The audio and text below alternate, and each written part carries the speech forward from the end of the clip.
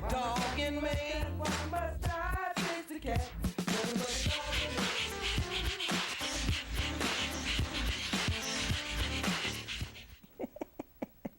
Good evening and welcome to Posse Presents. Always good to start the night with a smile and a little laughter. I think the world needs more of that anyway. Anyway, tonight I'm going to start on rather an unpleasant note. Posted yesterday in the news was the fact that DOT workers found 2 dead dogs in garbage bags on I-84 in Waterbury at the Middlebury line. Supposedly they were tan bull mastiffs, and there's no idea how long they were there. They may never be able to determine the cause of death. The dogs, of course, had no tags, no markings.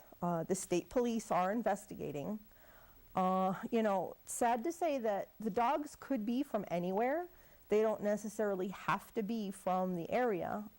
Considering they were found on an interstate, people just do crazy things when, they think they're not going to get caught. But, that's a horrible thing. And if anybody has any information, if anybody has any suspicions about, who might be missing a couple of dogs like that, please report it. The Connecticut State Police or even Waterbury Animal Control would love to hear from you if you've got any information. It really is. People have a throwaway mentality, and it's horrible. God only knows what those dogs went through before they died. Were they bait dogs? Were they fighting dogs? Were they abused? And who knows? That they were just thrown away in garbage bags like that, like so much trash. It's just, there's no excuse for stuff like that. There's no reason for stuff like that. Again, it could be local. It doesn't have to be local. You ride down the highway and, it's just really easy to do, isn't it? Just dump stuff like that. You don't even have to really stop a car to do something like that. But if anybody has any information, I do beg you to call the authorities. If you think you saw anybody dumping garbage or what was supposedly garbage in garbage bags, or if you know anybody who's missing dogs, it's sickening, and the people who are responsible really, they deserve what's coming to them for whatever they did to those animals. Anyway, on a lighter note, April 5th is Easter this year, and I sing the same song every year, but sometimes it's new for some people, and I guess for other people you might be sick and tired of hearing it. But live bunnies, chicks, and ducks are not Easter presents. No animal should be a present for any occasion, but animals are living, breathing creatures, and they have very real needs. They're a commitment. They require food, attention, to be cleaned up after. As far as bunnies and chicks and ducks, you can't just let them loose outside when you get tired of them. They're not going to survive. They're domestic animals. They're dependent on you for food. Domestic rabbits don't have the coping skills to live, the winters and the cold, and neither do the ducks, and they have no idea about, what they're supposed to do when the weather turns. So why set an animal up like that to fail? Consider the life they'll have with you if, your family, or shall I say, not if, once your family gets tired of them. Just don't do it. Get stuffed animals instead. Get candy instead. I'm not a big fan of petting zoos, but go visit a petting zoo if your kids really want to bond with animals like that. Don't ruin a life because you're selfish, which is pretty much what it boils down to. Rabbits chew on things. You can't just leave them loose in a room. You can't just leave them in a cage. The cage needs to be clean. Trust me, I've had rabbits, and they make messes. Ducks and chicks, they make messes. You're going to get tired of them really quick. You're not going to know how to handle them. Rabbits, for little kids is silly. Birds for little kids is silly, just for the fact that who's going to take care of it? Not the kids. You're going to get stuck as the adult, and you're not going to want to do it for long. So again, what's going to happen? You're going to fight with your kids, oh, clean up after your animal, and the kids aren't going to want to do it, and you're not going to want to do it. And like I said, what kind of life is the animal really going to have when it's not wanted and it's not being taken care of? You know, these animals get turned over to shelters. There's like such a glut of them in shelters after the holiday, and it's not fair. Everybody else has to pick up the pieces. Just don't do it. That's my best advice. You know, every year I republish my article that I wrote my first year of my Examiner post, and it's the same message, and it's relevant every time. You know, there were very few rescues and refuges for birds. You know, rabbits, the rescues get full. You know, so then what's going to happen? Yeah, you're going to let it loose, or you're going to sell it to the wrong people, and it's just not a cool idea. So don't do it. Okay. Okay, so for those of you who are into large birds, Zach, can we get the picture up of two macaws in Greenwich who need a home, and they need a home together. They are Sumo and Malibu. Sumo is 31 years old, and Malibu is 20. They have been together for all of 20 years. Their owner died recently, and the current caretaker can't keep them long term. You know, these are one heck of a commitment. Unlike dogs, the larger the bird, the longer the lifespan. You know, with dogs, it's the larger the dog, the shorter generally the lifespan. But, you know, macaws can live to be a good 70 years old. And that's something to consider when you think you might want a large bird. They're also, I can tell you, you know, they're very messy. You'll be cleaning up after your birds frequently. And, you know, you have to want to make that commitment. You know, they require attention. They're not a decoration. You know, you can't just like stick them in the corner in a cage and think like, oh wow, I always wanted one of those. They're a living, breathing creature, and they need attention. You know, fortunately, these two have each other, but that's not always necessarily going to be enough. You know, not fair to them. But if you are interested, the number to call is right at the bottom of that picture. You need to call Carolyn at 203-531-9799. Once again, that's Carolyn at 203-531-9799. And those really are beautiful, beautiful birds. I guess one of them has been plucking some feathers. You know, birds are very sensitive. They don't like change, and they feel loss like everybody else does. Birds usually bond to, you know, a particular person, and they bond strongly, and I'm pretty sure that not everybody's going to be able to walk in and be like, oh yeah, I want these guys. It's going to have to be, you know, a relationship that gets forged, because they can be difficult. You know, I've cared for macaws, and I've cared for large birds, and they're not for everybody, trust me. The big ones, definitely not for me. They're too much. If you've never been bit by a large bird, you haven't lived. And I've gotten bit by a medium one, and that made me, and small ones too, and that makes you very leery of the big ones. But I'm not trying to be discouraging. Definitely, if anybody is interested, these guys need a home sooner than later.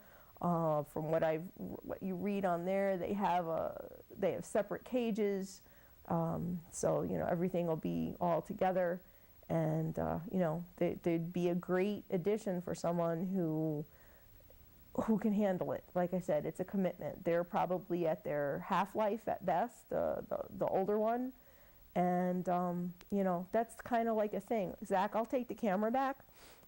You know, for people who think they want these large birds, you really do have to prepare for what's going to happen to them when you're gone. Because, you know, someone in their 30s who gets a large bird like that and it's young, or even if it's, you know, middle-aged or whatever, it's probably going to outlive you if it stays healthy. So what's going to happen to the bird when you pass? You really have to think about making plans, because that is an animal that's going to outlive you.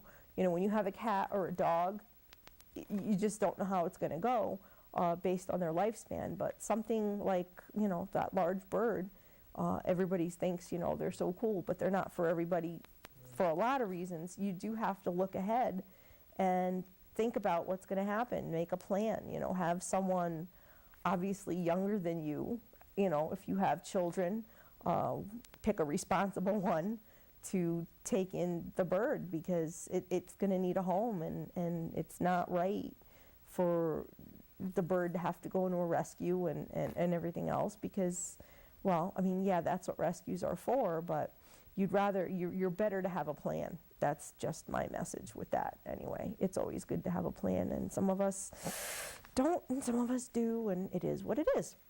Anyway, we've got a couple of missing dogs in Waterbury that I want to bring to your attention.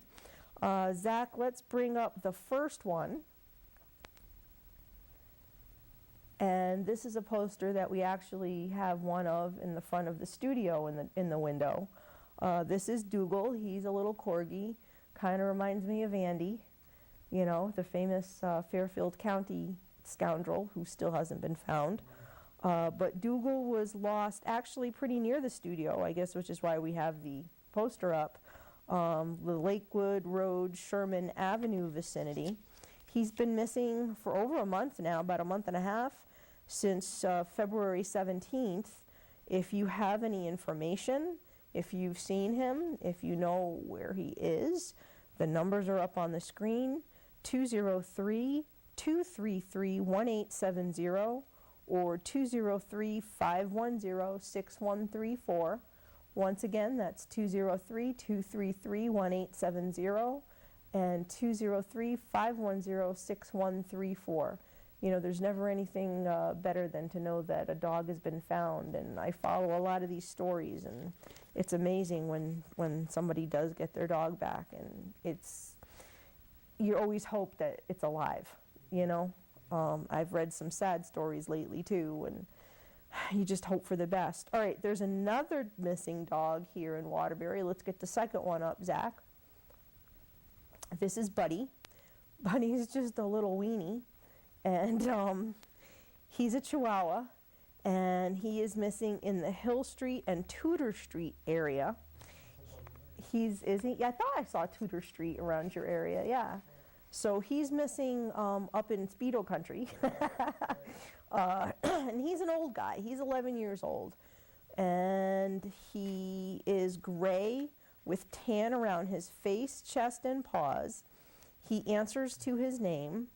And if you have any information about Buddy, you're asked to call 203-768-2525. Once again, that's 203-768-2525. And, you know, maybe you can keep your eyes peeled too. Afterwards, maybe give me that and email me a picture of that. Yeah, okay. Yeah, Speedo's saying that if I give him the information, he'll keep his eyes open. I knew Tudor Street for some reason. That's right around the corner from where Yeah, I knew I'd seen the street, so there's always a reason why I remember something. But yeah, poor Buddy, he's an older guy, and you know, I always feel sorry for the dogs that are lost. You know, we've had such a rough winter, and we're still not out of the woods. And, you know, these dogs just, I don't know how they do it out in the cold. They're not used to it, you know. I'll take the camera back while I'm running my mouth, Zach. You know, I feel so bad. They've got to be suffering when they're out in the cold like that, especially, you know, you got to think an older dog would feel it a lot, you know. God knows I'm an older dog and I feel it a lot. But, you know, the truth of the matter is it's rough, you know, young or old. You know, when the little ones, you got to worry about so much with the coyotes and the foxes and the hawks even. It makes my heart hurt to know that these guys are out there. And even that there's been attacks on the larger dogs now too, because it's been such a rough winter. You know, they're getting really bold, they're hungry. So hopefully both of those dogs will have some good news soon, because, you know, I can't imagine. I really can't imagine. But anyway, we've got a dog who needs a foster home. Can we have the picture of Hazel, Zach? What a face, huh? She's beautiful. But Hazel needs a foster home. She's a 5-year-old beauty. She loves people. She loves, well, you know, I have to be careful when you say she loves people and she loves kids. It's like saying kids aren't people, but it's like a habit people get in, you know, when they make these posts. She loves adults and children. How's that? She likes cats. She definitely needs a meet and greet if she's going to be around other dogs. She's very energetic. She loves to play, but she also loves to snuggle, whether it's with you or under her blanket. And God only knows, I've never known a pit bull that didn't like to be under a blanket. I think of my friend Sarah's Angus, who just loves his blanket, and it's just too funny. But anyway, Foster and Forever Pet Rescue is in charge of finding Hazel a foster home, and you can email them for more info or for an application. To find out more, you can go to www.fosterandforever.org. That's, you know, all of that spelled out, www.fosterandforever.org. And, you know, they've been on the show. They're really good people. They're very conscientious, and, you know, they do the right thing. So if you can help them out by fostering Hazel, that would be a great help. And I will take the camera back while I set up the next little part of what I'm going to do. For those of you who remember Sue Torres, who is the author of the book Loyalty Unleashed, Pit Bulls and the People Who Love Them, she does a blog as well, and she picks a hero dog of the month. And I know Moo has been her hero, if you remember Moo, who's been on with Laurel a couple of times. And she's covered quite a few very interesting and very noteworthy dogs. And for the month of March, she has covered a dog that I've gotten to meet, and whose family is a really wonderful family in the rescue world. And so what I'm going to do is I'm going to show the pictures, and I'm going to read the blog, basically, and tell the story of Nala. So Zach, can we get the pictures up? And you can scroll through them if you would. And there she is. She's a beautiful girl. And she's just an amazing dog. She found the right family, and the right family found her. So while I read, Zach will scroll. And from the blog, it says, "Meet our March hero of the month, Nala. Sometimes pets come into our lives when we need them the most, even if we do not know it at the time. Our hero this month is proof. Nala needed a home, but in the process of finding one, she healed the hearts of 4 people who needed her just as much as she needed them. Nala was found as a stray on the streets of Hartford, Connecticut. It was fate that brought Nala and her family together, and it was Nala who changed their lives and the lives of many others in a most positive way. Here is Nala's story as told by her dad, Steve." And I will just interject that this is my friend Steve Fontanella, who I have most recently wished a very happy birthday to. Steve is just a great guy. But anyway, I'm going to continue to read because I get away with myself. "One day as I was in the parking lot at my vet's after making the tough decision to put my best friend of 12 years down due to very aggressive cancer, my phone rang. I'm not sure why I answered it, but I did. It was a friend of mine from the Hartford Police Department. He was telling me about a very nice stray dog that had been picked up. He really hoped I could help. Again, I was in the parking lot of my vet trying to get the courage to go inside with Sheba. I basically told him to go away, and thanks for thinking of me.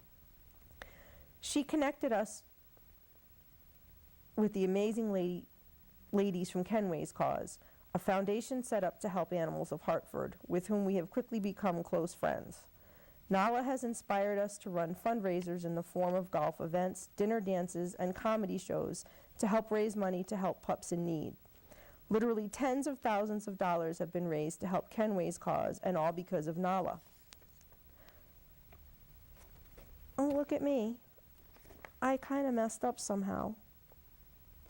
I'm going to go back and do this again because I don't even believe I did this. Sorry, Steve and Sue. A few days later, I was looking at the City of Hartford Facebook page, and I saw her for the first time. Something told me she was the one. I thought it was too soon to bring another dog into our home, but I knew she needed me. I called Sherry, the animal control officer, and said I would like to see Prada number 477. I asked about the sores on her legs, and she was surprised I saw them in the pictures. We went to see her, and it was love at first sight. She weighed only 21 pounds at the time. She now weighs 54. After introducing her to our other rescue, Miley, a lab border collie mix, and laying some ground rules, she fit in nicely. Her new name is Nala, Lion King reference for the kids, and she has quickly become an advocate for pit bulls everywhere. She would frequent the assisted living facility where my grandmother and my wife's grandmother lived, and let the residents pet her and let us talk to them and educate them about the pit bull breed. She has even gone so far on 2 separate occasions to stop me from stepping on a copperhead snake in the backyard. She rides on my lap when I mow the lawn and is by far the most intelligent, loyal, and inspiring little pitty I have ever met in my life. She currently lives in a house with me, my wife Jen, and 2 young daughters, Madison, age 10, and Ashley, age 3, and Miley, the lab border collie mix, Chloe, a pit mix who was severely abused, and a foster, Emma, who is a pit plot hound mix. Yes, all females. She connected us with the amazing ladies from Kenway's Cause, a foundation set up to help the animals of Hartford, with whom we have quickly become very close friends. Nala has inspired us to run fundraisers in the form of golf events, dinner dances, and comedy shows to help raise money to help pups in need. Literally tens of thousands of dollars have been raised to help Kenway's Cause, and all because of Nala. If anyone has a pit bull question or a negative idea of what a pit is, I introduce them to Nala. She, on her own, changes their minds almost immediately. Most importantly, she has led us to begin fostering dogs in need.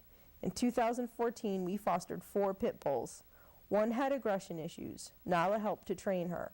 2 others had parvo. Nala knew to be gentle with them and then taught them how to play when they were ready. Lastly, we fostered a pit puppy who had been pulled out of a house during a police raid.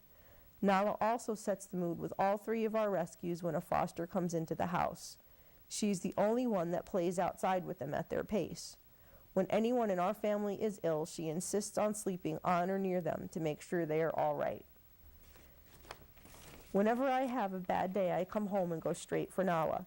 She always knows how to make us feel better. It's hard to think that what we do is out of the ordinary. We love dogs, we love Kenway's Cause, and we love everyone involved with helping these amazing animals. Without Nala, I would not have met the ladies from Kenway's Cause, and our lives would be very different today. Nala has changed our lives and led us to advocate for and help other homeless dogs. Nala is our inspiration and our hero. Alrighty, I will take the camera back now that I've made a mess of things. I have to be careful when I copy and paste, don't I, that the little boxes all line up the way they have to go. But anyway, you get the idea. If you would like to read it the way it was actually written and not the way I messed it up, you can go to loyalpitbulllove.com, and that's loyalpitbulllove.com, all one word, or you can go to Sue's Love of Pit Bulls, which is her Facebook page. And briefly before we go tonight, I just want to pay tribute to a coworker. Damon worked the same nights as me. He was my relief. He used to come in, starting Sunday and right up until Thursday. Last week we said, see you later, have a good weekend on Thursday. Sunday he didn't show up for work. no call, no show, not like him. Didn't come in Monday. Tuesday morning, our manager had the police go to his home for a wellness check, and he had passed away over the weekend. A guy pretty much my own age, just a little bit younger. You know, we didn't start out on the best foot. He made his way back into my good graces. You know, the change of shift is always a beautiful thing because you know you're going home. But Damon and his coworker Jason, who worked the same shift, actually made change of shift so much more than just, hey, I'm going home. We had a lot of fun. Damon had a great sense of humor. He was a really good guy. Like I said, didn't start out on the right foot, but he certainly, he changed things, he turned it around, and I give him a lot of credit for that. We had a lot of fun. We will certainly miss him. I was very touched when they looked in his jacket, his work jacket. My cards were in his top pocket, both my examiner card and my show card, which kind of like really made me feel good. But it doesn't replace him, and it doesn't replace, you know, father to his daughters, and, you know, just a generally good guy, hard worker, and, you know, never gave anybody a hard time. So for you, Damon, I say rest in peace, and, you know, I really, we'll see each other again, I'm sure, but in the meantime, we'll miss you. It will never be the same. There won't be a single shift change that will be the same. Anyway, what do we got, Zach? It should be about time. Well, we still have about 50 seconds. 40 or 50 seconds. All right. Well, it is what it is, and it's been an interesting show. It's not every show that I get to mess up, but I did royally. So for Sue and Steve, I apologize for not reading your story quite the way it was written.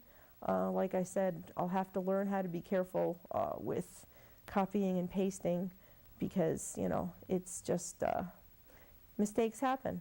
But anyway, I'm watching everybody scramble around looking for something here in the studio, and it's a little bit of a distraction. But anyway, it's time to say peace, love, and dogs. Until next week, good night.